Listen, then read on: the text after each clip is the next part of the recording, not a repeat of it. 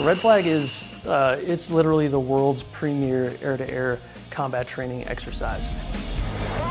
Box one. Good hit on one.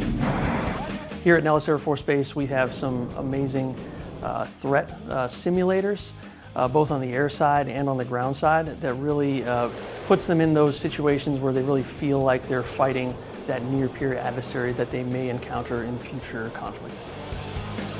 Bogies appear to be heading directly at us. So as an aggressor pilot, our job is to provide the most realistic, relevant threat training aid that we can to our coalition, active duty, and reserve partners. So by getting smart on the threat, knowing what the capabilities are, and kind of being that thinking adversary of here's what we think they may do, and then taking that knowledge and then going to provide it in an airborne forum to give something for our blue forces to react to mission plan against, to go out and execute and see if their tactics, techniques, and procedures are getting the job done. That's what we're about.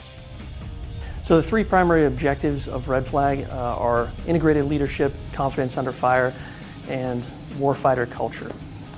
Bringing those three things together really solidifies the training audience and instills in them what it would feel like to actually be in a combat scenario. So the goal of Red Flag overall is to give those young pilots and aviators their experience in their first 10 simulated combat sorties. So that way when they go to their first combat sortie, they feel like they were prepared in this environment, a safe environment, but also a very high stress environment to simulate what it would feel like in actual combat.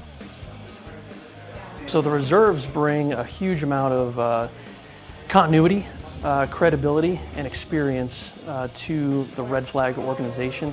Whereas active duty personnel, they're great, but you know that active duty cycle changes over every 2 to 3 years. So with the reserves being here as a permanent kind of staff, we really augment that active duty force and support them and make sure that exercise continuity is brought forward exercise to exercise. It's exciting to see our folks who are here for the long haul, many of which left active duty here at Nellis and chose to stay, to continue to be a part of something bigger than themselves, continuing day after day, year after year, to do what they're doing because they love it and they love what it does for our country and what it does for the fight and the capabilities that they bring. And to see them do that and do that well to the point that where our folks are winning accolades within their active duty squadrons. They're getting recognized for the awesome work that they're doing, and they just choose to do it because they love it. It's super fun to see. It's fun to watch folks come in and go, man, I didn't realize you were a reservist. But when we've got folks that are embedded through the squadrons, both in a part-time and a full-time role, they're there day in, day out to see that there's really not that big of a difference between our active duty and reserve partners. It's cool to see.